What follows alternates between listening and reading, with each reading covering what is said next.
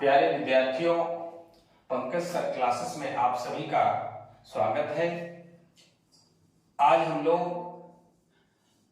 Physics विषय के पहला चैप्टर प्रकाश के परावर्तन जो चैप्टर है उसका वस्तुनिष्ठ प्रश्न उत्तर हम लोग सीखेंगे, पढ़ेंगे, समझेंगे।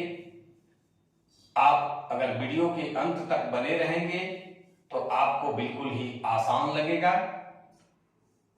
आइए बिना देर किए हुए हम लोग टॉपिक पर आते हैं। जो लोग नए हैं या अभी तक चैनल को सब्सक्राइब नहीं किया है, चैनल को सब्सक्राइब जरूर करें। पहला जो प्रश्न है, वह कारक जिसकी सहायता से हम किसी भी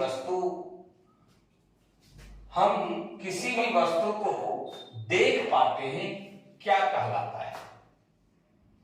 जिसकी सहायता से हम किसी भी वस्तु को देख पाते हैं वह प्रकाश कहलाता है, लाइट कहलाता है।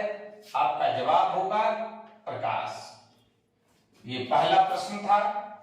दूसरा प्रश्न देखेंगे कि प्रकाश के किसी वस्तु से टकराकर लौटने को क्या कहते हैं? प्रकाश के किसी वस्तु से टकराकर लौटने को प्रकाश का परावर्तन कहते हैं, प्रकाश का परावर्तन कहते हैं। तीसरा प्रश्न जो है बहुत ही इंपॉर्टेंट है, बराबर पूछा जाने वाला प्रश्न है कि समतल दर्पण पर लंबवत पड़ने वाली प्रकाश की किरण परावर्तन के बाद क्या होती है? परावर्तन के बाद उसी पथ पर वापस लौट जाती है, प्रकाश का परावर्तन नहीं होता है। अगला प्रश्न है कि गोली दर्पण की फोकस दूरी, उसकी वक्रता त्रिज्या की क्या होती है? बहुत ही इंपॉर्टेंट क्वेश्चन है, बराबर पूछा जाने वाला प्रश्न है कि गोली दर्पण और फोकस दूरी में क्या रिलेशन है? गोली दर्पण की फोकस दूरी उसकी वक्रता त्रिज्या की आधी होती है। हम लोग पढ़ चुके हैं कि F बराबर सिद्ध भी किए हैं, F बराबर R/2। तो गोली दर्पण की फोकस दूरी उसकी वक्रता त्रिज्या की आधी होती है, R/2 होती है। अगला प्रश्न देखते हैं कि जब वस्तु अवतल दर्पण के फोकस पर स्थित हो तब प्रतिबिंब कहां बनता है? हम लोगों ने किरण आरेख की बनावट में पढ़ा कि अवतल दर्पण के सामने अगर फोकस पर कोई वस्तु रखी हुई है तो उसका प्रतिबिंब अनंत पर बनता है, वास्तविक बनता है, उल्टा बनता है और वस्तु से बहुत ही बड़ा बनता है। तो जब इस तरह का सवाल है कि जब वस्तु अवतल दर्पण के फोकस पर स्थित हो तब प्रतिबिंब कहां बनता है, तो जवाब होगा अनंत पर बनता है। आगे है, बहुत ही इंपॉर्टेंट प्रश्न है, बराबर पूछा जाने वाला प्रश्न है। ध्यान पूर्वक सुनेंगे, देखेंगे कि हजामती दर्पण दाढ़ी बनाने के रूप में, दाढ़ी बनाने के लिए कौन सा दर्पण का उपयोग होता है? हजामती दर्पण के रूप में कौन सा दर्पण का उपयोग होता है? जवाब होगा अवतल दर्पण। 7 नंबर जो प्रश्न है ये भी बहुत ही महत्वपूर्ण प्रश्न है, बराबर पूछा जाने वाला प्रश्न है। बार बार हम इंगित कर रहे हैं, मोस्ट इंपॉर्टेंट क्वेश्चन पर हम बराबर बोलते हैं। आप उस क्वेश्चन को ध्यान रखिएगा, नोट कीजिएगा। स्कूटर, मोटर कार तथा बस इत्यादि में कौन सा दर्पण का उपयोग साइड मिरर के रूप में होता है, पीछे देखने के आईने के रूप में होता है? इसका जवाब होगा उत्तल दर्पण। क्या होगा? उत्तल दर्पण। क्योंकि उत्तल दर्पण में यह क्षमता है कि वो पीछे के विस्तृत क्षेत्र को समेट कर एक छोटे से क्षेत्र में दिखाने की क्षमता रखता है और ड्राइवर को पीछे देखने में आसानी होती है, इसलिए उत्तल दर्पण का उपयोग साइड मिरर के रूप में किया जाता है। 8 नंबर प्रश्न है, ऐसे पदार्थ जिनसे होकर प्रकाश आसानी से पार कर जाता है कौन सा पदार्थ कहलाता है? तो जवाब देना है पारदर्शी पदार्थ, क्योंकि पारदर्शी पदार्थ से होकर प्रकाश की किरणें आसानी से पार होती है और पारदर्शी पदार्थ के दूसरी ओर रखी वस्तु हमें स्पष्ट रूप से दिखाई पड़ती है। 9 नंबर जो सवाल है कि परावर्तित किरण तथा आपतन बिंदु पर डाला गया अभिलंब के बीच बने कोण कहलाता है। तो हम लोग परावर्तन कोण की परिभाषा में भी पढ़े हैं कि परावर्तित किरण तथा आपतन बिंदु पर डाला गया अभिलंब के बीच बने कोण को परावर्तन कोण कहते हैं। आपतित किरण तथा आपतन बिंदु पर डाला गया अभिलंब के बीच बने कोण को आपतन कोण कहते हैं। तो यहाँ जो सवाल है कि परावर्तित किरण तथा आपतन बिंदु पर डाला गया अभिलंब के बीच बने कोण कहलाता है, तो जवाब हम लोगों को देना है कि परावर्तन कोण कहलाता है। 10 नंबर जो प्रश्न है कि किस दर्पण द्वारा किसी वस्तु का वास्तविक प्रतिबिंब बनता है? तो अवतल दर्पण के द्वारा किसी भी वस्तु का प्रतिबिंब वास्तविक बनता है, क्योंकि उत्तल दर्पण के द्वारा वस्तु का प्रतिबिंब वास्तविक नहीं बनता है, काल्पनिक बनता है। 11 नंबर जो सवाल है कि जब वस्तु अवतल दर्पण के फोकस तथा ध्रुव के बीच स्थित हो तो प्रतिबिंब की स्थिति होगा काल्पनिक और बड़ा। देखिए इस तरह का सवाल फिर अगला है 12 नंबर कि किसी अवतल दर्पण द्वारा काल्पनिक सीधा और आवर्धित का मतलब होता है बड़ा प्रतिबिंब तब बनता है जब वस्तु की स्थिति होती है। कहने का मतलब वस्तु कहाँ स्थित होता है तब जाकर के काल्पनिक सीधा और आवर्धित प्रतिबिंब की स्थिति होती है। तो दर्पण के ध्रुव और फोकस के बीच इस तरह का जो बहुत सारा प्रश्न है जो आपसे घुमा करके पूछ सकता है, इसके लिए मैंने डिस्क्रिप्टिव टाइप का वीडियो बनाया। पहला चैप्टर का वीडियो आप देख सकते हैं। किरण आरेख की बनावट, अवतल दर्पण के सामने विभिन्न दूरियों पर रखी वस्तु का प्रतिबिंब की स्थिति किस प्रकार से निर्धारित की जाती है, उस वीडियो को आप बार बार देखें, क्योंकि कोई भी प्रश्न आपसे पूछा जा सकता है। आगे है 13 नंबर प्रश्न कि मोटर गाड़ी के चालक के सामने लगा रहता है कौन सा दर्पण?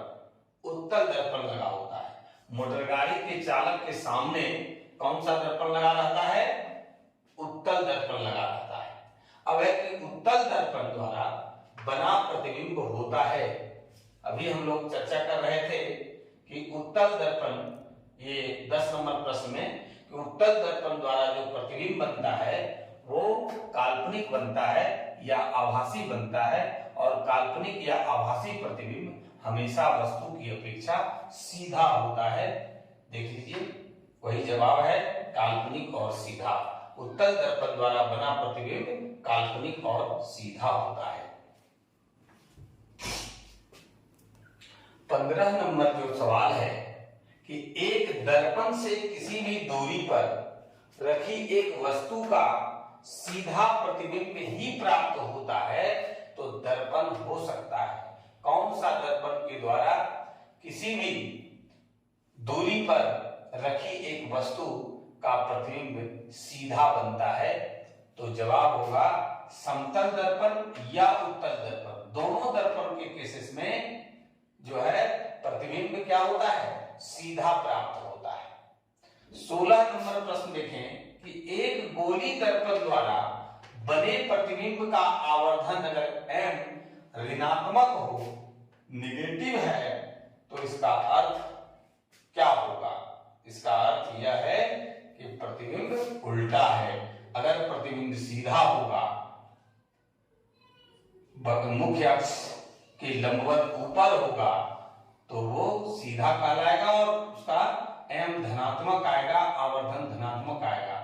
अगर आवर्धन ऋणात्मक है, इट मीन्स उस प्रतिबिंब जो है वो उल्टा है, मुख्य अक्ष के लंबवत नीचे है। 17 नंबर जो सवाल है, यदि किसी दर्पण द्वारा बने प्रतिबिंब का आकार हमेशा वस्तु के आकार के बराबर हो तो वह कौन सा दर्पण होगा? तो हम लोगों का जवाब होगा इसका समतल दर्पण। क्योंकि समतल दर्पण के सामने रखी वस्तु का प्रतिबिंब वस्तु के आकार के बराबर होता है। 18 नंबर प्रश्न है, कौन सा प्रतिबिंब को पर्दे पर प्राप्त किया जा सकता है? बहुत ही इंपॉर्टेंट टाइप का क्वेश्चन है ये। वास्तविक प्रतिबिंब को पर्दे पर प्राप्त किया जा सकता है। वास्तविक प्रतिबिंब हमेशा वस्तु की अपेक्षा उल्टा होता है।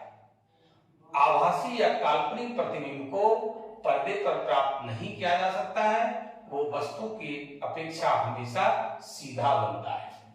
19 नंबर जो सवाल है, गोली दर्पण के ध्रुव तथा फोकस के बीच की दूरी क्या कहलाता है? तो फोकस दूरी कहलाता है।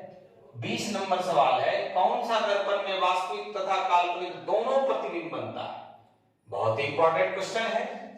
तो जवाब होगा अवतल दर्पण में वास्तविक तथा आभासी या काल्पनिक दोनों प्रतिबिंब बनता है।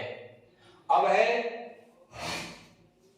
कि 21 नंबर प्रश्न है कि प्रतिबिंब की ऊंचाई और वस्तु की ऊंचाई के अनुपात को क्या कहते हैं? तो आवर्धन कहते हैं। है प्रकाश का अपवर्तन, रिफ्रैक्शन ऑफ लाइट, हम लोगों ने पढ़ चुके हैं।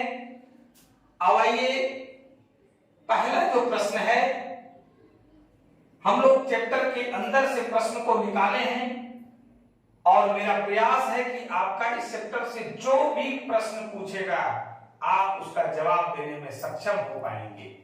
पहला प्रश्न है कि प्रकाश की चाल निर्वात या शून्य या मुक्त आकाश में कितना होता है?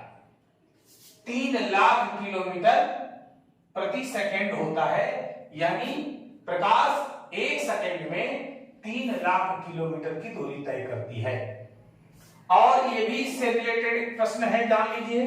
आपसे ये भी पूछा जा सकता है कि प्रकाश की चाल सबसे अधिक कौन सा माध्यम में होता है? आपका जवाब होगा शून्य में या निर्वात में या फिर मुक्त आकाश में। आइए पहला प्रश्न हम लोगों ने देखा। दूसरा देखिए कि प्रकाश की चाल पानी में कितना होता है, जल में कितना होता है? आपका जवाब होगा 2,25,000 किलोमीटर प्रति सेकेंड। तीसरा जो प्रश्न है वो है कि प्रकाश की चाल कांच में कितना होता है? तो आपका आंसर होगा, आपको जवाब देना है 2 लाख किलोमीटर प्रति सेकेंड। चौथा जो प्रश्न है कि प्रकाश की किरण सघन माध्यम से, सघन माध्यम अगर हम कांच और वायु की अगर चर्चा करें तो कांच सघन माध्यम होगा, वायु विरल माध्यम होगा। तो वही प्रश्न है, बहुत ही इंपॉर्टेंट नेचर का क्वेश्चन है कि प्रकाश की किरण जब सघन माध्यम यानी कांच से विरल माध्यम यानी वायु में प्रवेश करती है या विरलती है उधर से होकर, तो क्या होता है? आपका जवाब होगा, इसका जवाब होगा कि अभिलंब से दूर मुड़ जाती है, अभिलंब से दूर हट जाती है। हम लोग डिस्क्रिप्टिव क्वेश्चन में अपवर्तन टॉपिक के अंतर्गत इसको हम लोगों ने देखा था कि जब प्रकाश की किरणें सघन माध्यम से विरल माध्यम में कांच से वायु में जब प्रवेश करती है तब क्या होता है? अविलंब से दूर मुड़ जाती है। अगला जो प्रश्न है 5 नंबर जो प्रश्न है कि प्रकाश की किरण जस्ट 4 का उलट है, 4 का अपोजिट है कि प्रकाश की किरणें जब विरल माध्यम से सघन माध्यम में प्रवेश करती है तो क्या होता है? विरल माध्यम जैसे मान लीजिए वायु है तो सघन माध्यम उसकी अपेक्षा में ये कांच होगा। तो जब प्रकाश की किरणें वायु से कांच में प्रवेश करती है विरल माध्यम से सघन माध्यम में प्रवेश करती है, तब क्या होगा? आपको जवाब देना है कि तब प्रकाश की किरणें अभिलंब की ओर मुड़ जाती है। छठा जो प्रश्न है वो है कि जब कोई प्रकाश की किरण दो माध्यमों को अलग करने वाली सतह के लंबवत पड़ती है तो क्या होता है? तो इसका जवाब आपको देना है कि बिना मुड़े सीधी निकल जाती है, बिना अपवर्तन के सीधी निकल जाती है। 7 नंबर प्रश्न है कि आपतित किरण और निर्गत किरण के बीच लंबवत दूरी को क्या कहा जाता है? हम लोगों ने जो टॉपिक पढ़ा चैप्टर के अंतर्गत उसमें ये पढ़े थे कि आपतित किरण और निर्गत किरण के बीच लंबवत दूरी को पार्श्विक विस्थापन कहते हैं। ये 7 नंबर प्रश्न। 8वां प्रश्न जो है वो बहुत ही इंपॉर्टेंट है, बराबर पूछता है बोर्ड, चाहे वो बोर्ड एग्जाम हो चाहे कॉम्पिटिटिव एग्जाम हो, कि वायु का अपवर्तनांक कितना होता है? वायु का अपवर्तनांक 1.0003 होता है, 1.0003 होता है। पानी का अपवर्तनांक 1.33 होता है। कांच का अपवर्तनांक आपका देखिए 1.5 होता है। हीरा का जो अपवर्तनांक है वो 2.42 होता है, 2.42। ये देख लीजिए। आगे है बड़ा ही इंपॉर्टेंट क्वेश्चन है, बारीक क्वेश्चन है। पानी से भरी बाल्टी की गहराई कम प्रतीत किसके कारण होती है?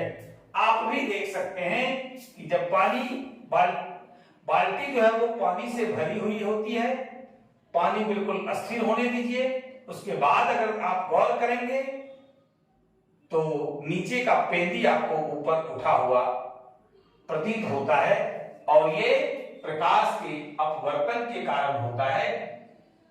उसमें वायु से विरल माध्यम से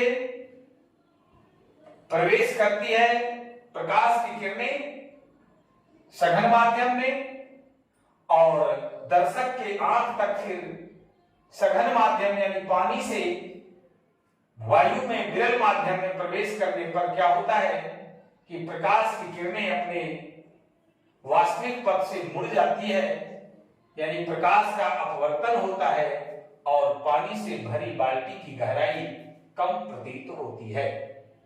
10वां जो प्रश्न है कि किसी कोण पर झुके दो समतल पृष्ठों के बीच घिरे किसी पारदर्शक माध्यम को क्या कहा जाता है?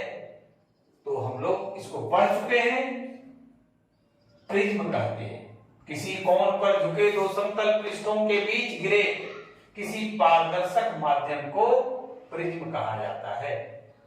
अगला प्रश्न है बहुत ही इंपॉर्टेंट नेचर का क्वेश्चन है, VVI भी कह सकते हैं, वेरी वेरी इंपॉर्टेंट, कि आपतित किरण तथा निर्गत किरण के बीच के कोण को क्या कहते हैं? तो आपतित किरण तथा निर्गत किरण के बीच के कोण को विचलन कोण कहते हैं, एंगल ऑफ डेविएशन कहा जाता है। 12 नंबर प्रश्न है कि किस लेंस को अभिसारी लेंस कहा जाता है?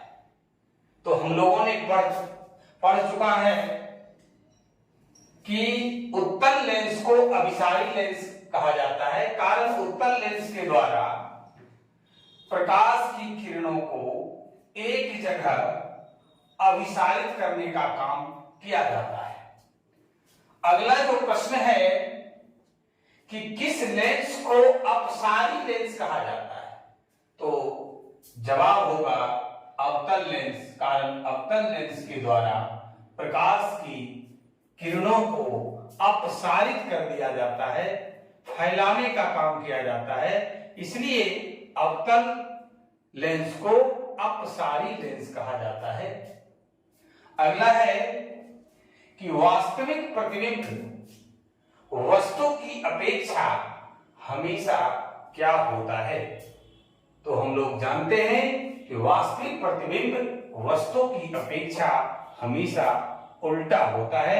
एक चीज और जान लीजिए कि वास्तविक प्रतिबिंब को पर्दे पर प्राप्त किया जा सकता है।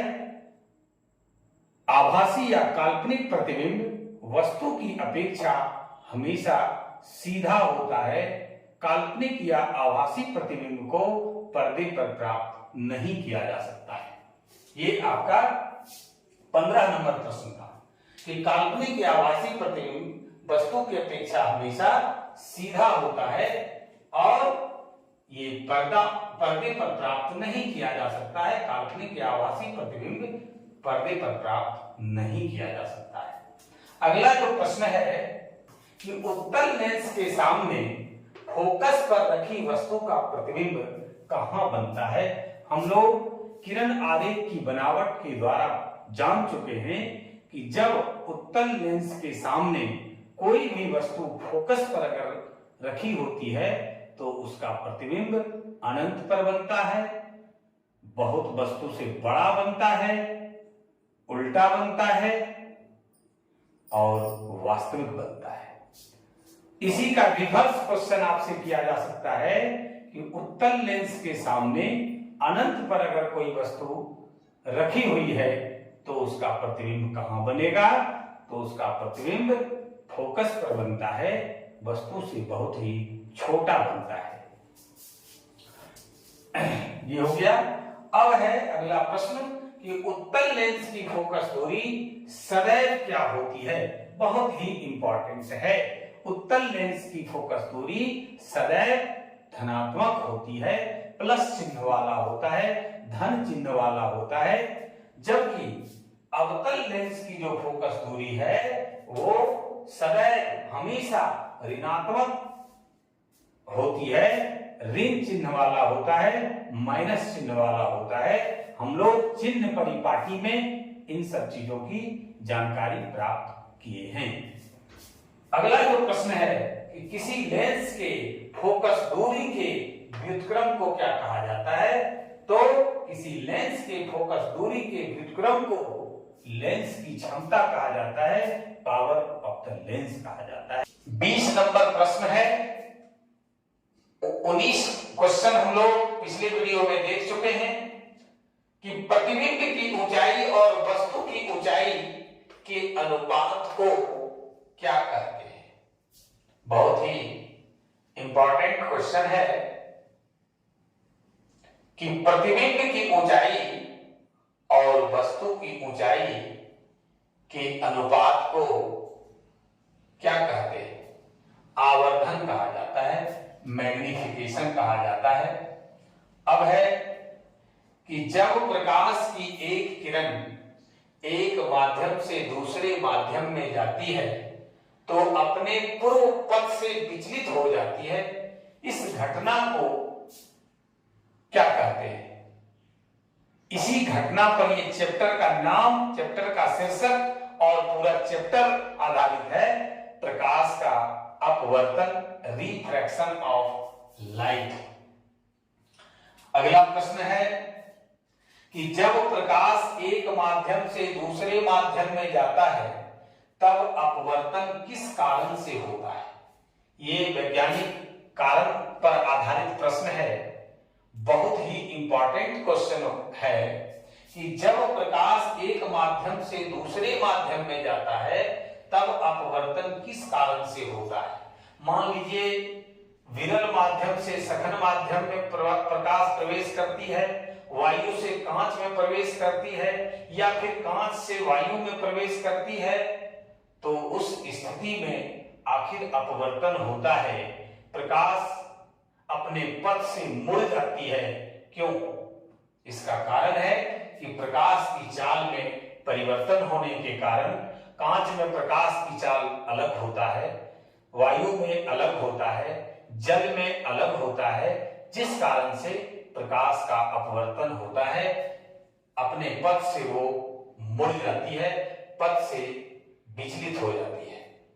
अगला प्रश्न है कि सघन माध्यम से विरल माध्यम में प्रवेश करने पर आपतन कोण तथा अपवर्तन कोण में क्या संबंध होता है कि जब प्रकाश की किरणें सघन माध्यम से यानी कांच से विरल माध्यम में यानी वायु में प्रवेश करती है तो आपतन कोण तथा अपवर्तन कोण में क्या रिलेशन होता है, क्या संबंध होता है। तो आपको जवाब देना है कि अपवर्तन कोण बड़ा होता है, कारण प्रकाश की किरणें अभिलंब से दूर मुड़ती है, दूर हट जाती है, जिसके कारण अपवर्तन कोण आपतन कोण से बड़ा हो जाता है।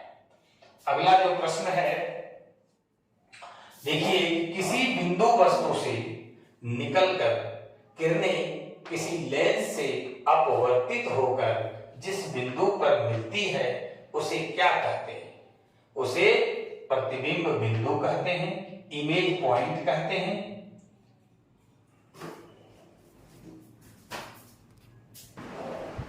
अगला प्रश्न है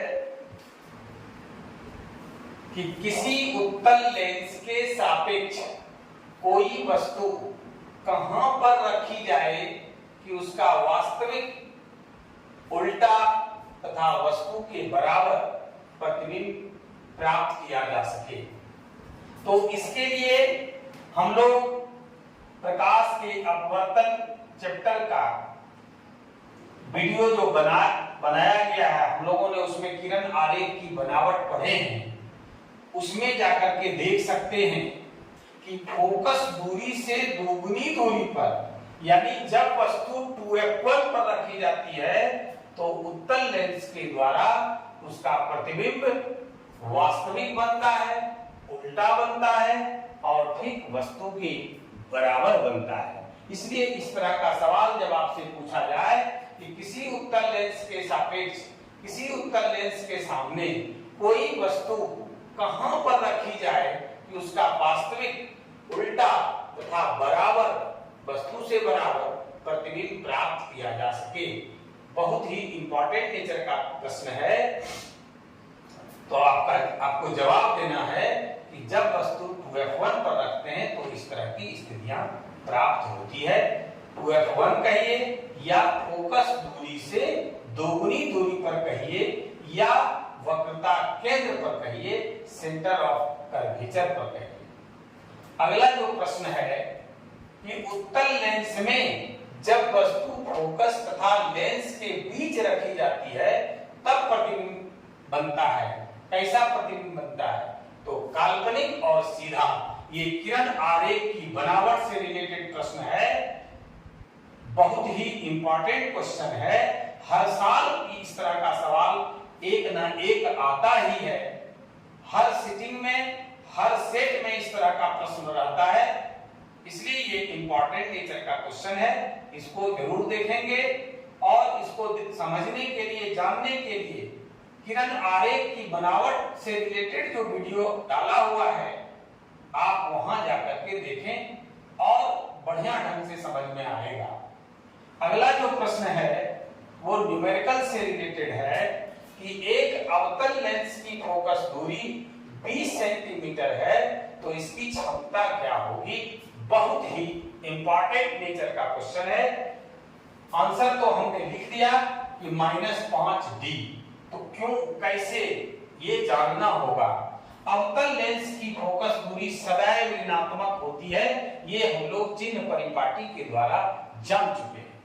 इसलिए फोकस दूरी अगर दिया हुआ है 20 सेंटीमीटर तो हम लोग उसको -20 सेंटीमीटर करेंगे।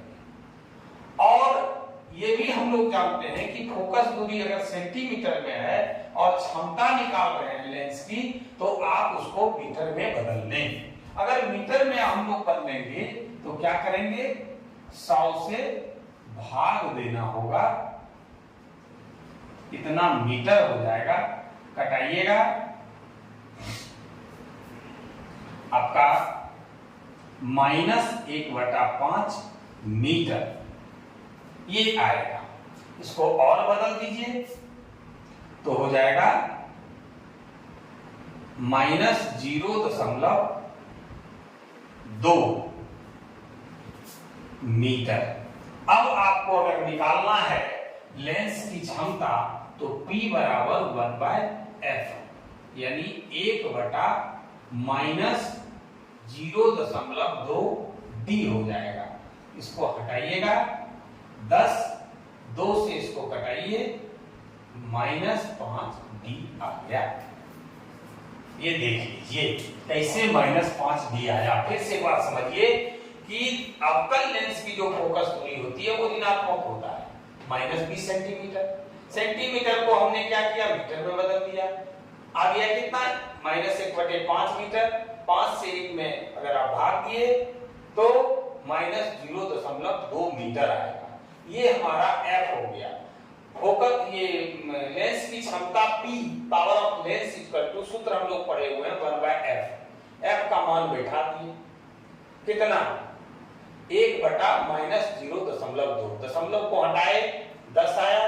2 से 10 को कटा दिए 5 बार में, -5d। देखिए आंसर हमने लिखा -5d। अब है 28वां प्रश्न जो है वो है कि एक उत्तल लेंस की क्षमता 5d है, 5d है, तो यह होगा, क्या होगा, यह 20 सेंटीमीटर फोकस दूरी का एक उत्तल लेंस होगा। यहां पर देखिए फोकस दूरी दिया हुआ था, लेंस की क्षमता निकालना था। यहां पर आपका लेंस की क्षमता दिया हुआ है, फोकस दूरी निकालना है। उत्तल लेंस कैसे जानेंगे, तो जैसे ही +5d है उत्तल लेंस होगा। यहां पर देखिए -5d है, अवतल लेंस होगा। क्योंकि अवतल लेंस का सदैव फोकस दूरी ऋणात्मक होता है, उत्तल लेंस का फोकस दूरी सदैव धनात्मक होता है। ये तो हम लोग जान गए कि +5d है, इट मींस ये उत्तल लेंस है, इसकी फोकस दूरी प्लस होगा। अब देखिए कि 20 सेंटीमीटर कैसे आया, तो P बराबर होता है 1/f। P का मान है 5d बराबर 1/f। क्रॉस मल्टीप्लिकेशन अगर करेंगे तो क्या होगा, 5d गुने f बराबर 1। अब क्या होगा, f बराबर 1/5d। अब d को जैसे आ गया, हटाने के लिए हम लोग को क्या करना होगा कि इसको मीटर में बदलना होगा, यानी 100 से गुना करना होगा। तो ये मीटर में ऑलरेडी है, 100 से गुना की थी, सेंटीमीटर में आ गया।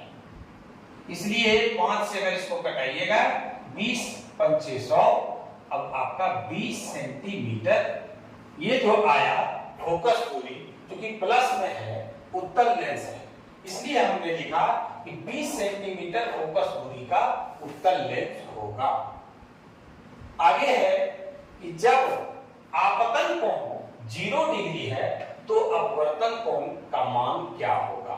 ये 29 नंबर प्रश्न देखिए कि जब आपतन कोण 0 डिग्री है तो अपवर्तन कोण क्या होगा। आपको जवाब देना है कि आपतन कोण बराबर यहां अपवर्तन कोण हो जाएगा। ये 0 डिग्री है तो अपवर्तन कोण भी 0 डिग्री होगा, 0 डिग्री होगा। आइए 30वां प्रश्न जो है बहुत ही इंपॉर्टेंट नेचर का है कि लेंस की क्षमता, पावर ऑफ लेंस का SI मात्रक क्या होता है, तो मीटर इनवर्स होता है। अगला प्रश्न है कि मानव लेंस में कौन सा लेंस पाया जाता है।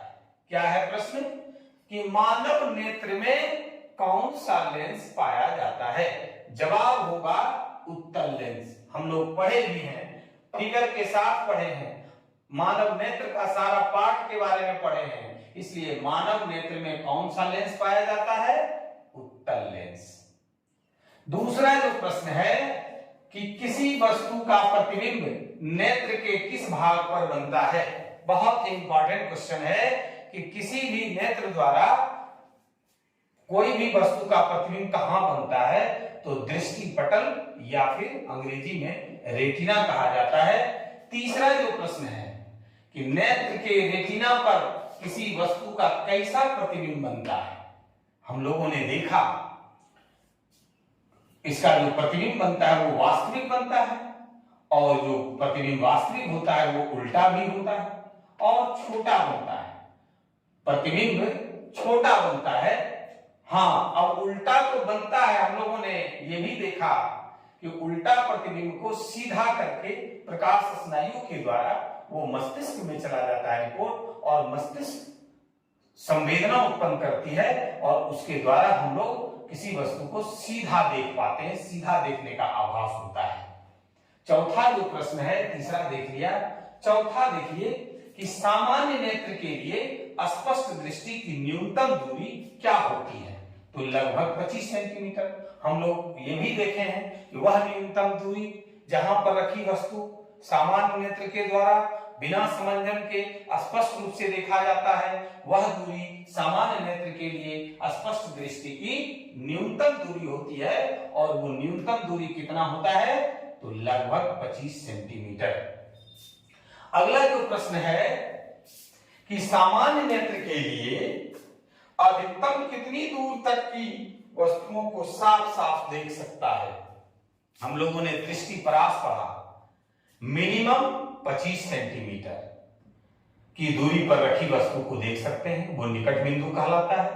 और दूर अनंत तक देख सकते हैं, वह जो है अनंत हो गया। और अनंत और निकट बिंदु 25 सेंटीमीटर के बीच की जो दूरी होती है वो रेंज ऑफ विजन कहलाता है, दृष्टि परास कहलाता है। तो यहां हम लोगों ने क्या देखा?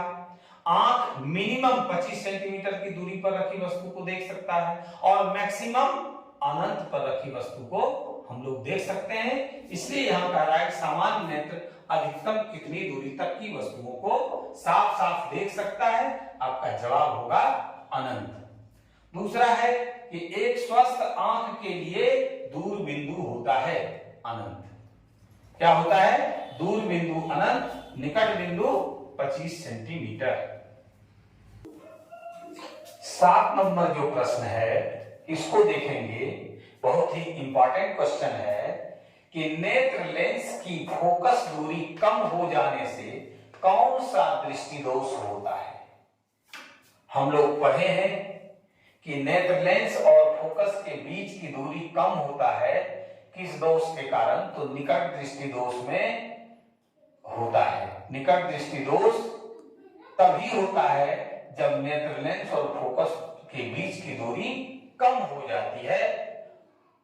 अब आइए 8वां नंबर प्रश्न देखेंगे कि किस दृष्टि दोष में किसी वस्तु का प्रतिबिंब रेटिना के पीछे बनता है? तो वो है आपका दूर दृष्टि दोष। दूर दृष्टि दोष में हम लोगों ने पढ़ा है कि किसी वस्तु का प्रतिबिंब रेटिना के पीछे बनता है, कारण नेत्र लेंस और फोकस के बीच की दूरी जो होती है वो कम हो जाती है। अब आइए कि निकट दृष्टि दोष का उपचार किस लेंस के द्वारा होता है? बहुत ही इंपॉर्टेंट क्वेश्चन है कि निकट दृष्टि दोष का उपचार किस लेंस के द्वारा होता है? तो अवतल लेंस के द्वारा। कहीं कभी कभी आपको विकल्प में पूछ देगा अपसारी लेंस, अपसारी लेंस भी दे देगा, इसलिए हम दोनों आंसर दे दिए हैं, ये अवतल लेंस या अपसारी लेंस। उसी प्रकार से 10वां नंबर जो प्रश्न है इसको जरा देखिए कि दूर दृष्टि दोष का उपचार किस लेंस के द्वारा होता है? तो उत्तल लेंस या अभिसारी लेंस के द्वारा होता है। 11वां नंबर प्रश्न है कि जरा दूरदर्शिता दोष का उपचार किस लेंस के द्वारा होता है? बाइफोकल लेंस हम लोगों ने पढ़ा, बाइफोकल लेंस में 2 प्रकार का लेंस होता है। ऊपर होता है अवतल लेंस जिसमें जो है निकट दृष्टि दोष यानी दूर की वस्तु को स्पष्ट रूप से देख पाता है, और उत्तल लेंस के द्वारा जो है वो निकट की वस्तु को स्पष्ट रूप से देखने में सक्षम हो पाता है। अंतिम जो ये प्रश्न है 12 नंबर, ये है जो नेत्र निकट स्थित वस्तु को स्पष्ट रूप से नहीं देख सकता है उस नेत्र में होता है कौन सा दोष? दूर दृष्टि दोष। क्योंकि हम लोगों ने देखा कि दूर दृष्टि दोष किसे कहते हैं? दूर दृष्टि दोष उस दृष्टि दोष को कहते हैं जिसमें दूर की वस्तु स्पष्ट रूप से दिखाई पड़ती है जबकि निकट की वस्तु स्पष्ट रूप से दिखाई नहीं पड़ती है। इस प्रकार से हम लोगों ने आज ऑब्जेक्टिव प्रश्न को देखा। आप वीडियो को बार बार देखें और देख करके आप तैयारी कर सकते हैं, याद हो जाएगा। और इसका जो डिस्क्रिप्टिव क्वेश्चन है इसको आप इससे पहले के वीडियो में जाकर के देखें, चैनल को सब्सक्राइब करें, सारा वीडियो आपके पास होगा और सारा टॉपिक आप सीख सकते हैं, जान सकते हैं, समझ सकते हैं। 13 नंबर जो प्रश्न है ये देखिए बहुत ही इंपॉर्टेंट टाइप का क्वेश्चन है कि दूर दृष्टि दोष वाली आंख साफ साफ देख सकती है, कहां रखी वस्तु को? तो दूर स्थित वस्तुओं को, क्योंकि दूर दृष्टि दोष वह दृष्टि दोष होता है जिसमें नेत्र दूर की स्थित वस्तु को स्पष्ट रूप से देख पाता है, जबकि निकट स्थित वस्तुओं को नहीं देख पाता है। हमने पिछले वीडियो में बता चुका हूं कि वृद्ध व्यक्तियों को दूर दृष्टि दोष होता है और जैसे ही उनको निकट यानी पेपर पढ़ने के लिए मांगिएगा तो तुरंत चश्मा मांग बैठते हैं। इसलिए उन्हें दूर इसकी स्थित वस्तु स्पष्ट रूप से दिखाई पड़ती है, जबकि निकट स्थित वस्तु स्पष्ट रूप से वो नहीं देख पाते हैं। आगे है कि वर्णपट या स्पेक्ट्रम प्राप्त करने के लिए किसका उपयोग होता है? हम लोगों ने देखा कि वर्णपट या स्पेक्ट्रम प्राप्त करने के लिए श्वेत प्रकाश को प्रिज्म से होकर गुजारना पड़ता है और गुजारने के बाद वर्ण विक्षेपण होता है। श्वेत प्रकाश 7 रंगों में विभक्त हो जाता है और वही 7 रंगों की जो रंगीन पट्टी प्राप्त होती है उसे ही वर्णपट या स्पेक्ट्रम कहते हैं। इसलिए वर्णपट प्राप्त करने के लिए किसका उपयोग किया जाता है? तो प्रिज्म का उपयोग किया जाता है। अब आगे आइए 15 नंबर का जो प्रश्न है इसको देखते हैं कि एक प्रिज्म कितनी सतहों से घिरा रहता है। बहुत ही इंपॉर्टेंट क्वेश्चन है कि एक प्रिज्म कितनी सतहों से घिरा रहता है, तो वह 5 सतहों से घिरा होता है, 5 सतह से घिरा होता है। आगे है कि श्वेत प्रकाश जब एक प्रिज्म से होकर गुजरता है तो जो वर्ण सबसे कम विचलित होता है उसका क्या नाम है या वह कौन सा है? तो वो लाल है। लाल रंग का विचलन सबसे कम होता है और बैगनी रंग का विचलन सबसे अधिक होता है। कारण लाल रंग का तरंगदैर्घ्य सबसे अधिक होता है, जबकि बैगनी रंग का तरंगदैर्घ्य सबसे कम होता है। जिसका तरंगदैर्घ्य जितना अधिक उसका विचलन उतना ही कम। इसलिए बैगनी रंग का विचलन सबसे अधिक, लाल रंग का विचलन सबसे कम। अब आइए 17 नंबर प्रश्न जो है कि प्रकाश के किस वर्ण के लिए तरंगदैर्घ्य अधिकतम होता है? देखिए इसी से रिलेटेड प्रश्न है। तो लाल रंग का तरंगदैर्घ्य जो है वो सबसे अधिक होता है। इसके बाद है कि श्वेत प्रकाश की किरण जब किसी प्रिज्म से होकर गुजरती है तो देखिए ध्यान से, सबसे अधिक विचलन किस वर्ण का होता है? तो सबसे अधिक विचलन अभी हम लोगों ने चर्चा किया बैगनी रंग का होता है। कारण बैगनी रंग का जो तरंगदैर्घ्य होता है वो सबसे कम होता है, इसलिए बैगनी रंग का विचलन सबसे अधिक होता है। पहला जो प्रश्न है कि आवेश के परिमाण का एसआई मात्रक क्या होता है? आवेश के परिमाण का एसआई मात्रक क्या होता है? या सीधे पूछ देगा कि आवेश का एसआई मात्रक क्या होता है? आपको जवाब देना है कूलॉम। क्या जवाब देंगे? कूलॉम। हमको लगता है याद हो गया होगा। अगर याद नहीं हुआ है फिर से देखिए कि आवेश के परिमाण का एसआई मात्रक क्या होता है? कूलॉम। दूसरा जो प्रश्न है कि विद्युत विभव का एसआई मात्रक क्या है? अब देखिए विद्युत विभव का और विभवांतर का दोनों का जो एसआई मात्रक होता है वो वोल्ट होता है। क्या होता है? वोल्ट होता है। तो विद्युत विभव का एसआई मात्रक क्या है? तो आपको जवाब देना है वोल्ट। विभवांतर का एसआई मात्रक क्या होता है? आपको जवाब देना है वोल्ट। 3 प्रश्न हो गया। आपको याद भी हो गया होगा कि आवेश का एसआई मात्रक कूलॉम, विभव या विद्युत विभव का एसआई मात्रक वोल्ट, विभवांतर का SI मात्रक वोल्ट। अब आइए चौथा जो प्रश्न है इस पर बात करते हैं कि सेलों की समूहित व्यवस्था को क्या कहते हैं। सेलों की समूहित व्यवस्था को क्या कहते हैं, आपको जवाब देना है बैटरी। क्या जवाब होगा? बैटरी। सिंगल सिंगल आप जिसको बैटरी कहते हैं वो बैटरी नहीं है, वो सेल है। और सेलों के समूहित व्यवस्था को क्या कहते हैं? बैटरी। अगला जो प्रश्न है वो है जिस पथ से होकर विद्युत धारा का प्रवाह होता है उसे क्या कहते हैं?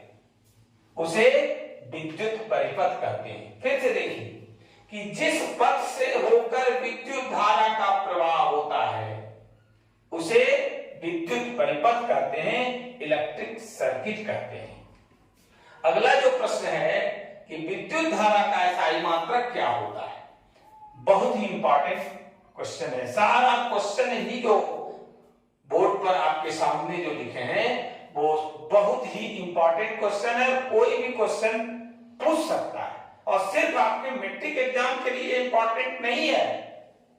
ये जो भी जनरल कंपटीशन का एग्जाम होता है सबों में पूछा जाने वाला सवाल है।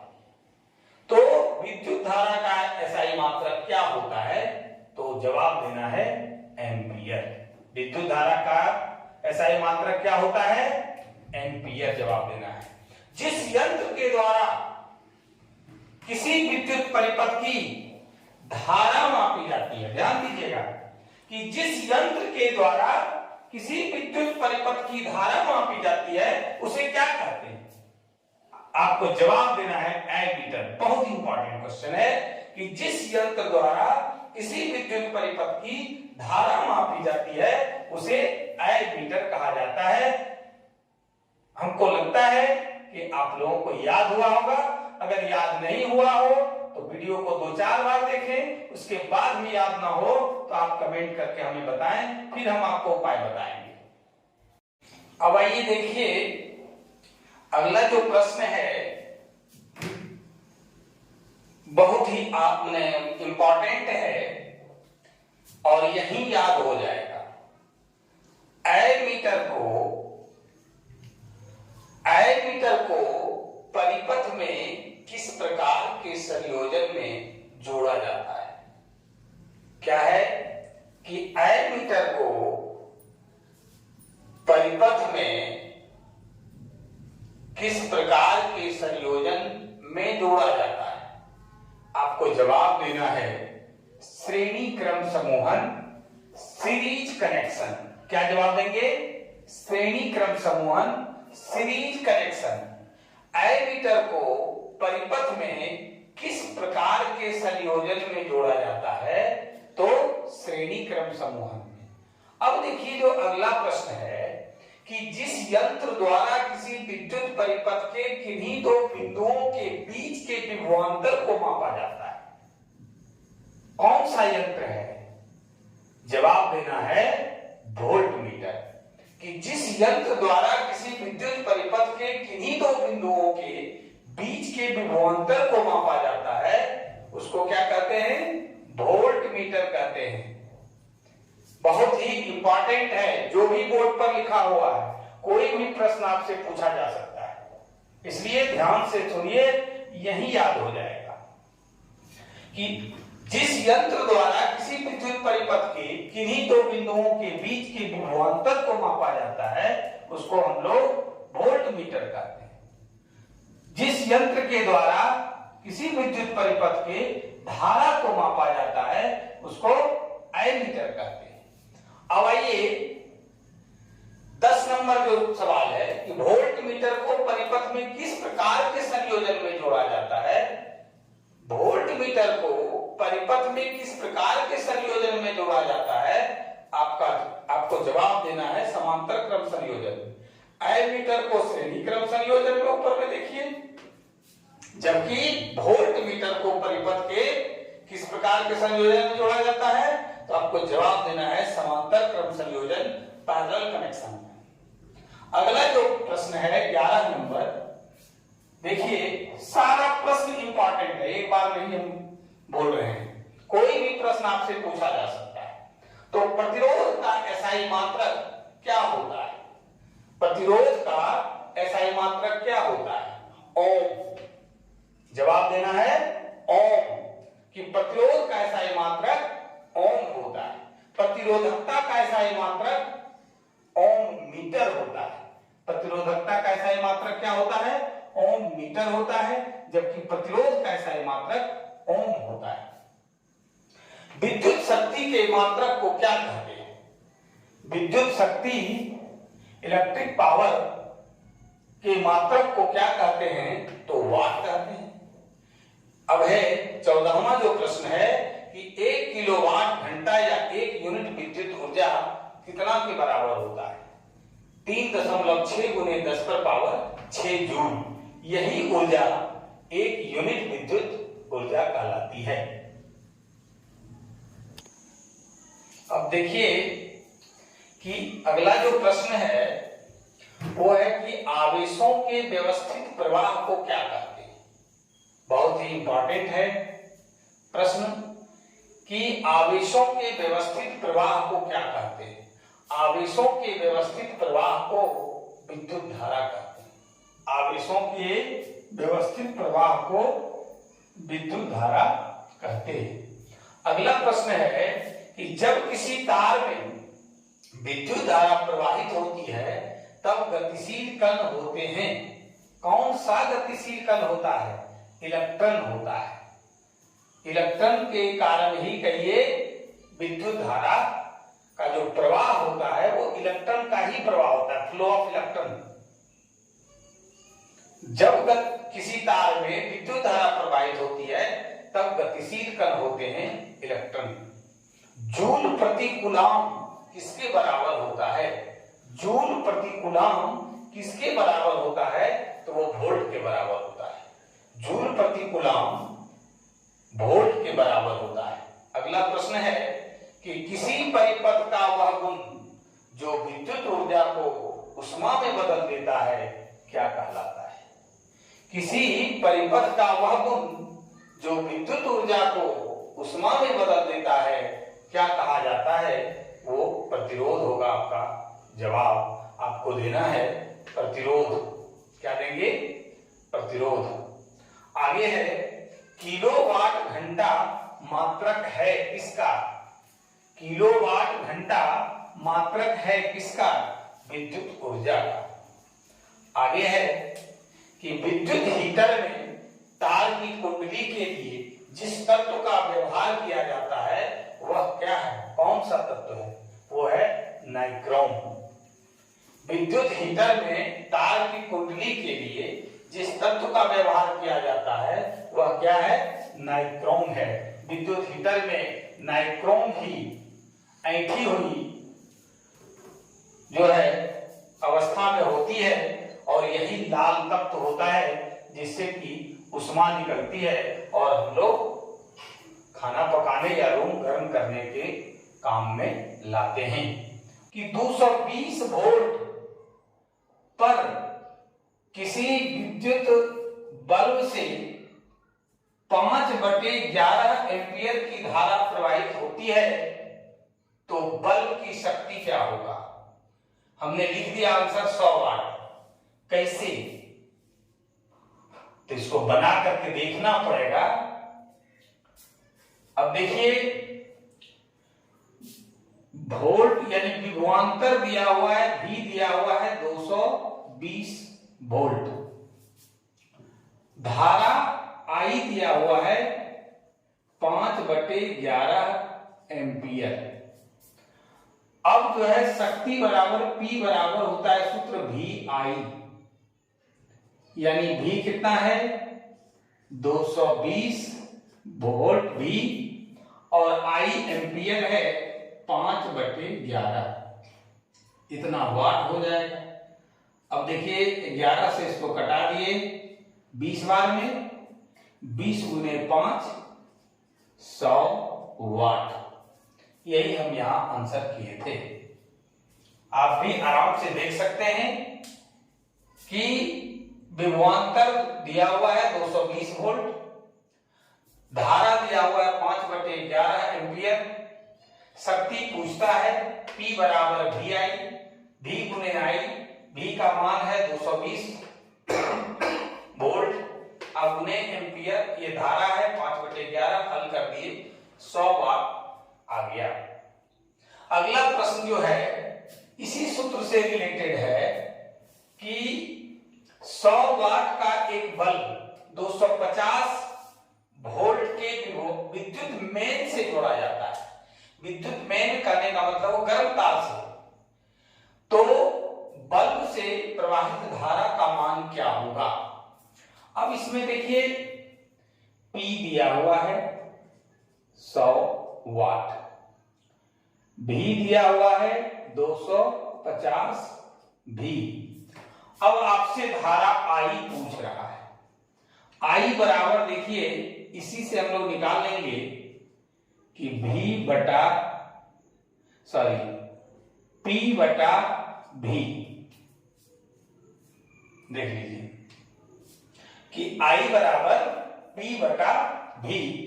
P हो गया कितना 100 वाट और V है 250। अब देखिए इसको अगर कैंसिल कराइएगा तो आपका इधर मान लीजिए कि इसको छोड़ दिए, 25 गुने 4 किए 100 कर दिया, 10 बच गया नीचे, यानी 0.4 एम्पियर। इस तरह से आपका ये हम लोग बना करके और तब आंसर करेंगे। 4 विकल्प रहेगा, हम लोगों को 3 विकल्प से कोई लेना देना नहीं है। हमारा जो आंसर होगा हम वो याद रखेंगे, बाकी का विकल्प जो है उससे कोई लेना देना नहीं है। तो हम लोगों ने 2 न्यूमेरिकल बेस्ड ऑब्जेक्टिव क्वेश्चन देखा। अब आइए तो अगला प्रश्न है 23 नंबर।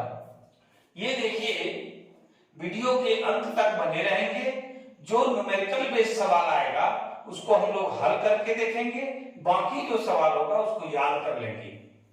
तो किसी चालक के 2 बिंदुओं के बीच आवेश का प्रवाह उनके बीच किसके कारण होता है।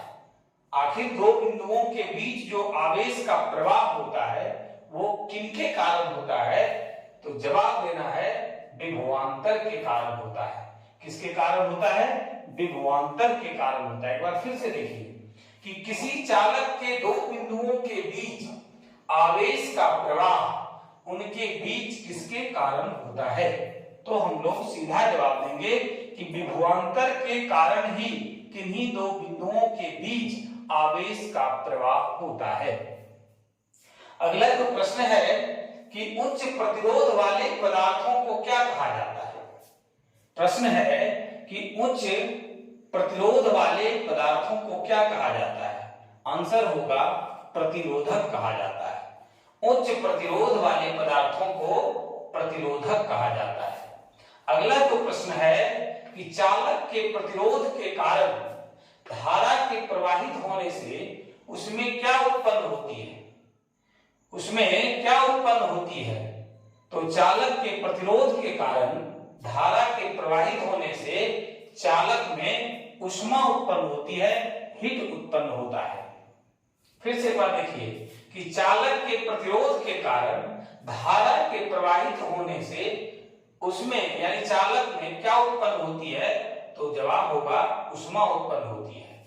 अगला जो प्रश्न है बहुत ही इंपॉर्टेंट प्रश्न है कि विद्युत बल्ब में फिलामेंट किसका बना होता है। बराबर पूछा जाता है, अमूमन ये प्रश्न आपसे लगभग परीक्षाओं में ये प्रश्न आता ही है कि विद्युत बल्ब का फिलामेंट किसका बना होता है, तो आपको जवाब देना है टंगस्टन का बना होता है। किसका बना होता है, टंगस्टन का बना होता है। आइए अगला जो प्रश्न है बहुत ही इंपॉर्टेंट है, इसको देखेंगे जरा कि धारा बढ़ने पर वैद्युत युक्तियां बर्बाद ना हो इसलिए परिपथ में क्या लगाया जाता है। किसी भी उपकरण को घर में, चाहे आप टीवी हो, रेफ्रिजरेटर हो, स्टेबलाइजर हो या कोई भी विद्युत उपकरण है उसको बर्बाद होने से बचाने के लिए उसमें फ्यूज लगाया जाता है। फ्यूज क्या है इसके बारे में हम लोग अगले चैप्टर में पढ़ेंगे। तो धारा पढ़ने पर वैद्युत युक्तियां बर्बाद ना हो इसलिए परिपथ में फ्यूज लगा दिया जाता है।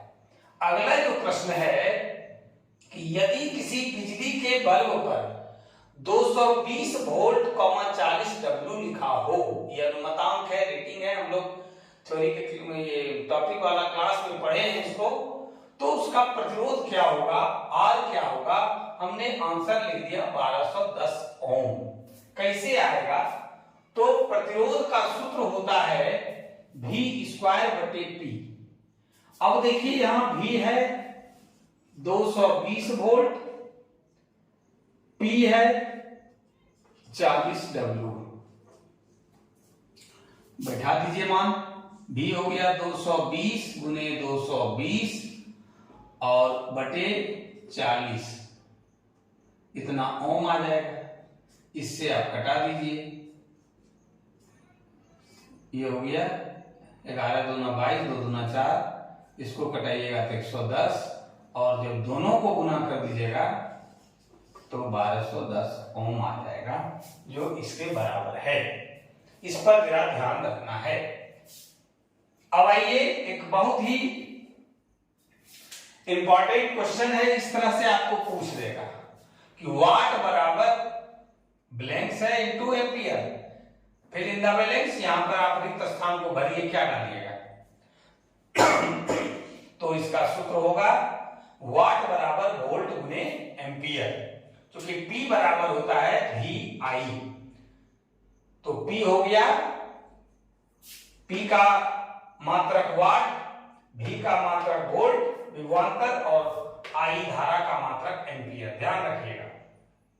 अगला जो प्रश्न है 30 नंबर कि कुल प्रवाहित विद्युत की मात्रा को क्या कहते हैं। बहुत अच्छा प्रश्न है कि कुल प्रवाहित विद्युत की मात्रा को आवेश कहते हैं।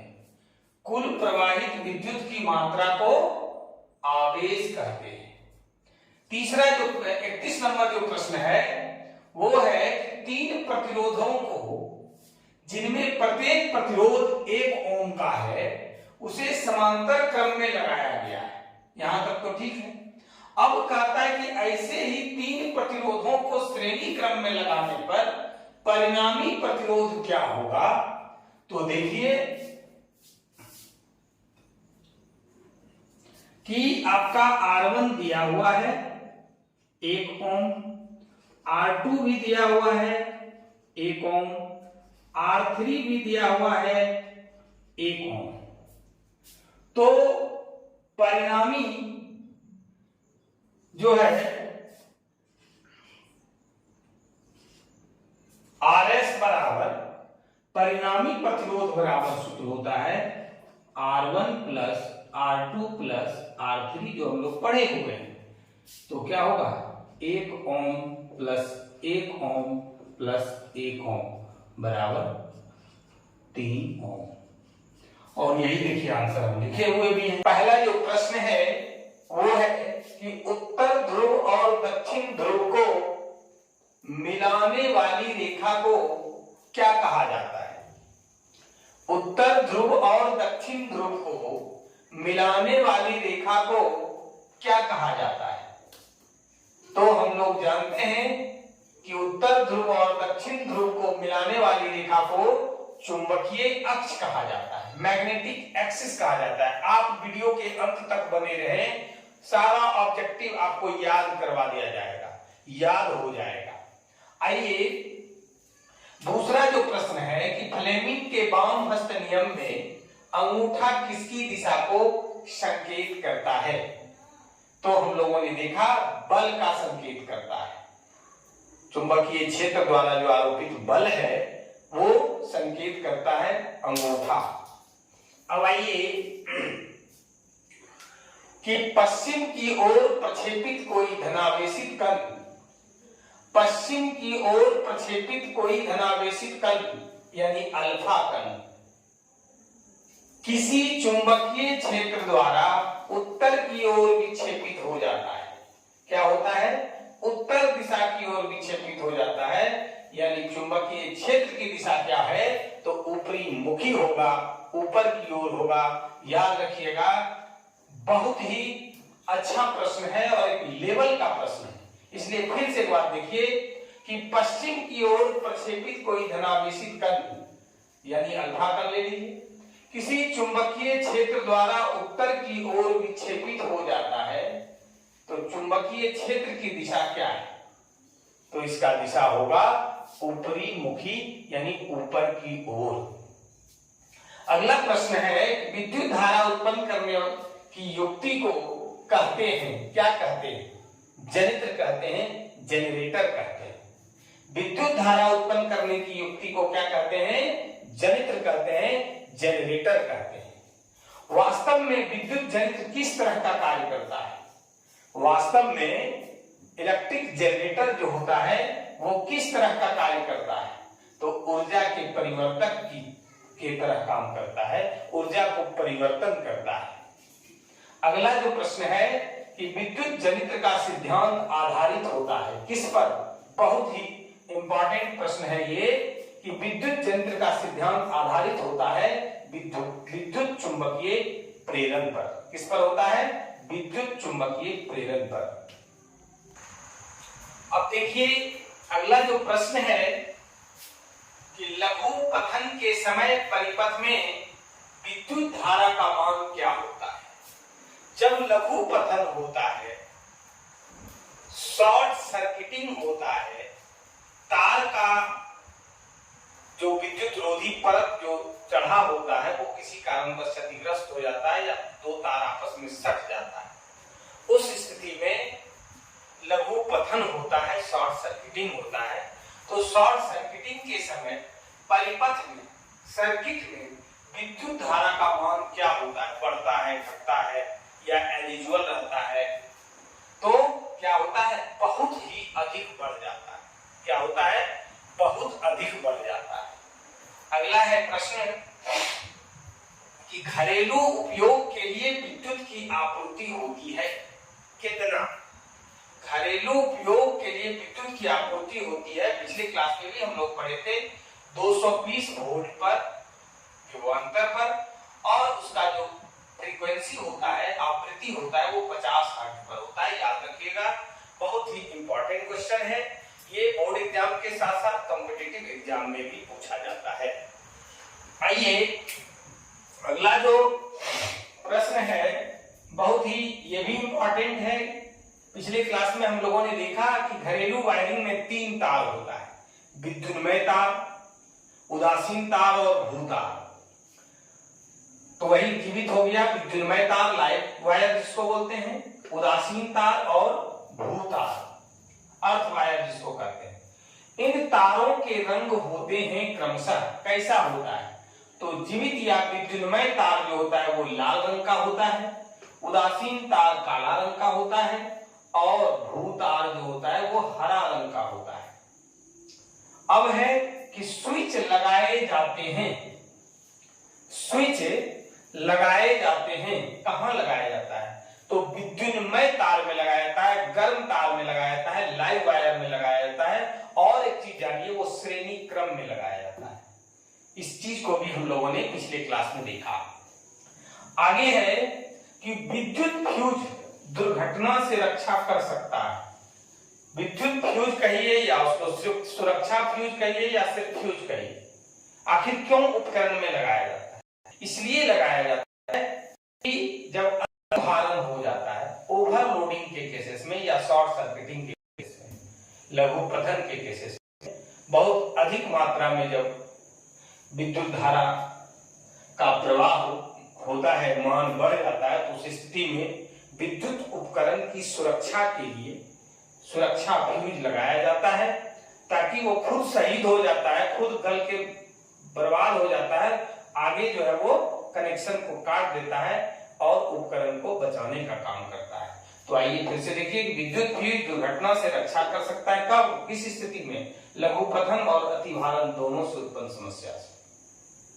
आगे है कि विद्युत फ्यूज आधारित है किस केसेस में, तो धारा के उष्मीय प्रभाव पर। क्योंकि जब उष्मीय प्रभाव बढ़ जाता है उसका गलनांक जो है वो कम होता है, वो तार गल करके डिस्कनेक्ट कर देता है और आगे उपकरण को बचा लेता है।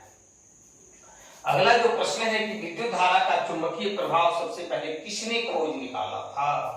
ये बहुत ही इंपॉर्टेंट क्वेश्चन है, ये हिस्ट्री का क्वेश्चन है। किसने निकाला भाई, कौन था वह व्यक्ति, कौन थे वह वैज्ञानिक। तो विद्युत धारा का चुंबकीय प्रभाव सबसे पहले किसने खोज निकाला था, तो ऑर्स्टेड ने निकाला था। याद रखेंगे, है ना, ये भी बहुत इंपॉर्टेंट नेचर का प्रश्न है।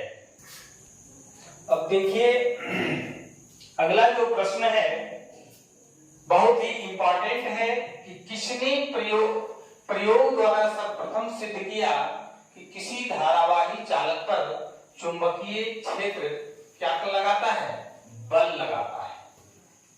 किसने प्रयोग द्वारा सबसे पहले सिद्ध किया कि किसी धारावाही चालक पर चुंबकीय क्षेत्र बल लगाता है, और वो है फैराडे।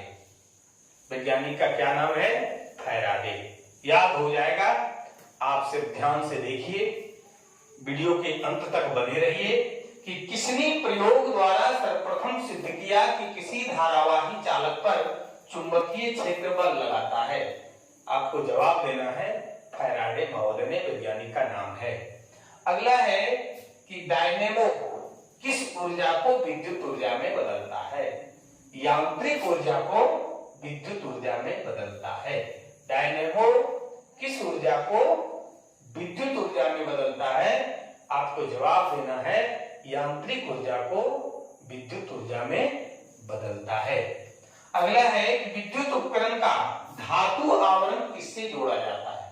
विद्युत उपकरण का जो धातु आवरण होता है वो किससे जोड़ा जाता है, तो वो अर्थ वायर से जोड़ा जाता है, भूतार से जोड़ा जाता है। फिर से देखिए कि विद्युत उपकरण का धातु आवरण किससे जोड़ा जाता है, आपको जवाब देना है, भूतार से या अर्थ वायर से। अगला है कि दिक् परिवर्तक युक्त जनित्र किस धारा को उत्पन्न करता है।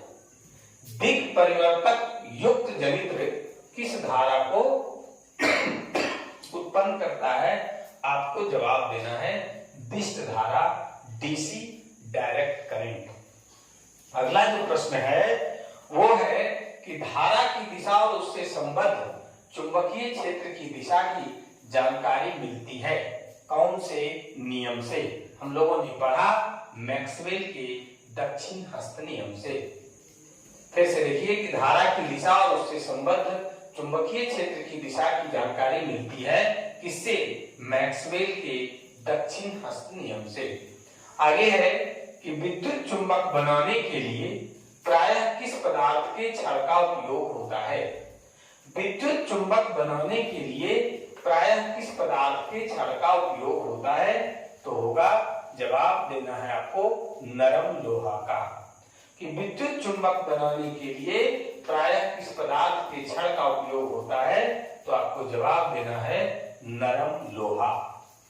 अगला है कि विद्युत मोटर परिवर्तित करता है क्या। विद्युत मोटर क्या करता है, तो विद्युत ऊर्जा को यांत्रिक ऊर्जा में परिवर्तित करता है। विद्युत ऊर्जा को किसमें बदलता है, यांत्रिक ऊर्जा को। वही जनरेटर क्या करता है, यांत्रिक ऊर्जा को विद्युत ऊर्जा में बदलने का काम करता है। ये देखें, पहला जो प्रश्न है, हम लोगों ने सब्जेक्टिव टाइप क्वेश्चन जब टॉपिक का अध्ययन कर रहे थे तो उसमें भी इन सब बातों का अध्ययन किए थे, चर्चा की गई थी। तो सबसे पहले जो पहला प्रश्न है कि कार्य करने की क्षमता को क्या कहते हैं, बहुत ही इंपॉर्टेंट और बहुत ही आसान प्रश्न है कि कार्य करने की क्षमता को ऊर्जा कहते हैं। कार्य करने की क्षमता को क्या कहते हैं, ऊर्जा कहते हैं। दूसरा जो प्रश्न है कि जो पदार्थ दहन कर, जो पदार्थ जल करके ऊष्मा उत्पन्न करते हैं, उस पदार्थ को क्या कहा जाता है, उस पदार्थ को ईंधन कहा जाता है। जो पदार्थ दहन कर ऊष्मा उत्पन्न करते हैं उसे क्या कहते हैं? तो हम लोगों को जवाब देना होगा ईंधन कहते हैं, फ्यूल कहते हैं। तीसरा जो प्रश्न है कि जीवाश्म ईंधन की ऊर्जा का वास्तविक स्रोत क्या है? जीवाश्म ईंधन में कौन कौन आता है? हम लोगों ने पिछले क्लास में देखा था, कोयला, petroleum, liquefied petroleum gas, LPG जिसको बोलते हैं, ये सब जीवाश्म ईंधन के अंतर्गत आता है। तो जीवाश्म ईंधन की ऊर्जा का वास्तविक स्रोत क्या है? तो हमारा जवाब होगा सूर्य, सन। हम लोगों ने पिछले क्लास में इस बात की चर्चा किया था, सीखा था कि इस धरा पर, इस संसार में ऊर्जा का प्रमुख स्रोत सूर्य है और उसी ऊर्जा का रूपांतरण होता है, हस्तांतरण होता है, चाहे वो जिस रूप में हमें मिलता हो और उसका उपयोग हम लोग जिस प्रकार से भी करते हैं, लेकिन ऊर्जा का जो मुख्य स्रोत है, ऊर्जा का कहिए उद्गम स्थल है, वो सूर्य है, सन है। इसलिए जीवाश्म ईंधन की ऊर्जा का वास्तविक स्रोत अगर आपसे पूछा जाए तो आपको जवाब देना है कि सूर्य है, सन है।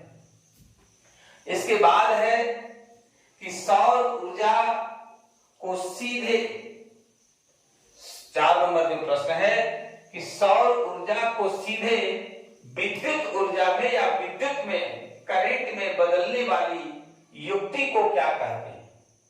सौर ऊर्जा को सीधे विद्युत में बदलने वाली युक्ति को क्या कहते हैं? तो हम लोग उसका जवाब देंगे सौर सेल, सोलर सेल, सौर सेल। फिर से एक बार देखिए कि सौर ऊर्जा को सीधे विद्युत में बदलने वाली युक्ति को क्या कहते हैं? तो जवाब होगा सौर सेल। अब है 5वां प्रश्न कि बायोगैस का मुख्य घटक क्या है? बायोगैस का मुख्य कंपोनेंट क्या है? अवयव क्या है? मुख्य अवयव। ऐसे तो हम लोगों ने पिछले क्लास में पढ़ा था कि बायोगैस जो है वो CH4, मीथेन, CO2, हाइड्रोजन और हाइड्रोजन सल्फाइड H2S बराबर होता है बायोगैस। कहने का मतलब हुआ कि बायोगैस इन 4 गैसों का मिश्रण है। लेकिन यहां सवाल है कि मुख्य घटक क्या है? क्या बोल रहा है कि बायोगैस का मुख्य घटक अगर आपसे पूछा जाए, सॉरी यहां CH2 लिखा गया था, CH4, तो आपको जवाब देना है इसका मुख्य घटक CH4 होगा, मीथेन होगा। इसलिए कि बायोगैस में मीथेन की मात्रा सबसे अधिक होती है, इसलिए बायोगैस का मुख्य घटक मीथेन होगा। अगला जो प्रश्न है कि किसी भारी नाभिक के, बहुत इंपॉर्टेंट टाइप का प्रश्न है आपका, जो भी स्क्रीन पर दिख रहा है, 7 प्रश्न है।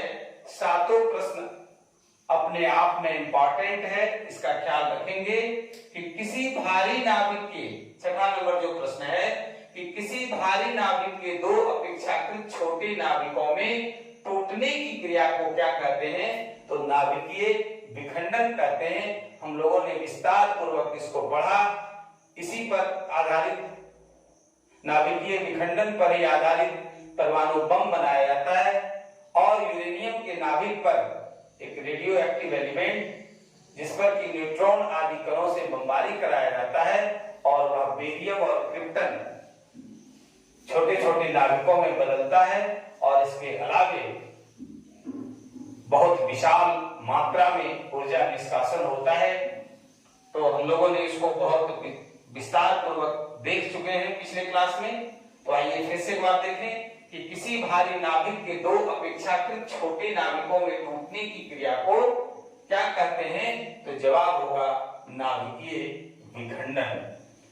7वां प्रश्न है कि 2 हल्के नाभिकों को जुड़कर एक भारी नाभिक बनने की क्रिया को क्या कहते हैं? जस्ट उसका उलट है, उसमें भारी नाभिक टूट करके दो हल्के नाभिक में परिवर्तित होता है और इसमें दो हल्के नाभिक जुड़ करके बड़े नाभिक में परिवर्तित होता है और इस अभिक्रिया को नाभिकीय संलयन अभिक्रिया कहते हैं। नाभिकीय संलयन अभिक्रिया पर ही आधारित सूर्य से जो ऊर्जा मुक्त होती है वो नाभिकीय संलयन अभिक्रिया के आधार पर ही होती है।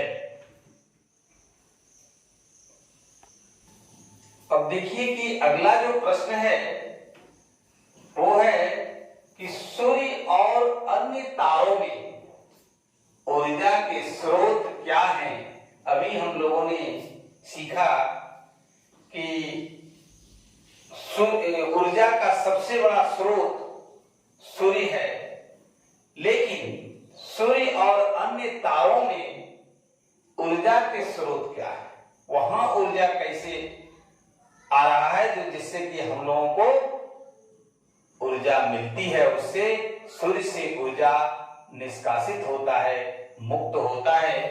तो हम लोगों ने देखा था कि नाभिकीय संलयन अभिक्रियाओं के द्वारा सूर्य में ऊर्जा सूर्य से जो निकलती है वो नाभिकीय संलयन अभिक्रिया के द्वारा दो छोटे छोटे दो हल्के नाभिक जुड़ करके बड़े नाभिक में परिवर्तित होता है और इस अभिक्रिया में ऊर्जा की विशाल मात्रा मुक्त होती है। इसलिए हम लोगों से अगर पूछा जाए कि सूर्य और अन्य तारों में ऊर्जा के स्रोत क्या हैं, तो हम लोगों को जवाब देना होगा नाभिकीय संलयन अभिक्रिया।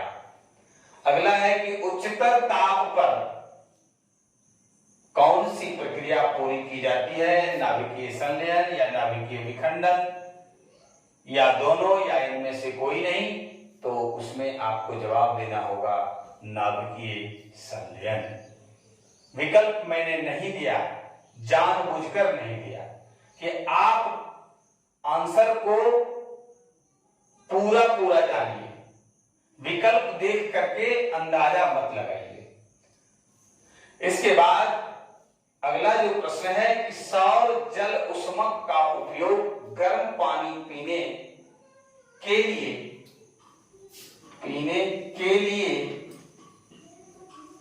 कब नहीं किया जा सकता है? सौर तो हम समझ रहे हैं सूर्य से रिलेटेड है और जल उष्मक यानी जल को गर्म करने वाला वाटर हीटर कह सकते हैं। इसका उपयोग कब नहीं कर सकते हैं? तो जब सूर्य सनलाइट हमको नहीं मिलता यानी बादल वाले दिनों में। कब कर सकते हैं?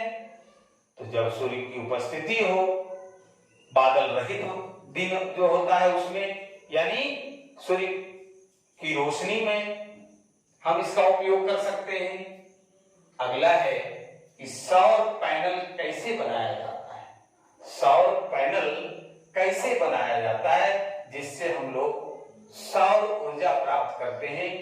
सीधे सौर ऊर्जा को विद्युत ऊर्जा में कन्वर्ट कर देते हैं और अपनी विभिन्न तरह के आवश्यकताओं को, विभिन्न तरह के उपयोग को पूरा करते हैं।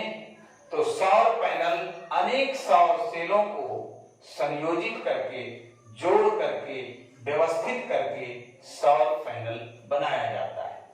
अगला जो प्रश्न है कि पवन विद्युत जनित्र में, बहुत इंपॉर्टेंट क्वेश्चन है हर दृष्टिकोण से, कि पवन विद्युत जनित्र में पवन की चाल, हवा की चाल कम से कम कितनी होनी चाहिए ताकि वो जनित्र चल सके और उससे पवन ऊर्जा प्राप्त हो सके? तो वो कम से कम होना चाहिए 15 किलोमीटर प्रति घंटा के चाल से चलना चाहिए, और नहीं तो सब जगह पवन विद्युत जनित्र लगाया जा सकता था, लेकिन जहां तेज गति से हवा चलती है उन्हीं सब इलाकों में, उन्हीं सब क्षेत्रों में पवन विद्युत जनित्र स्थापित किया जाता है। 13वां और अंतिम प्रश्न है कि सौर सेल बनाने के लिए किसका उपयोग किया जाता है? सौर सेल बनाने के लिए किसका उपयोग किया जाता है? तो सिलिकॉन का उपयोग किया जाता है, जिसकी सीमित मात्रा है। कहीं प्रचुर मात्रा में इसकी उपलब्धता नहीं है, ये सीमित मात्रा में है, इसलिए हम लोगों को इसका भी ख्याल रखना होगा। सौर सेल बनाने के लिए सिलिकॉन का उपयोग किया जाता है।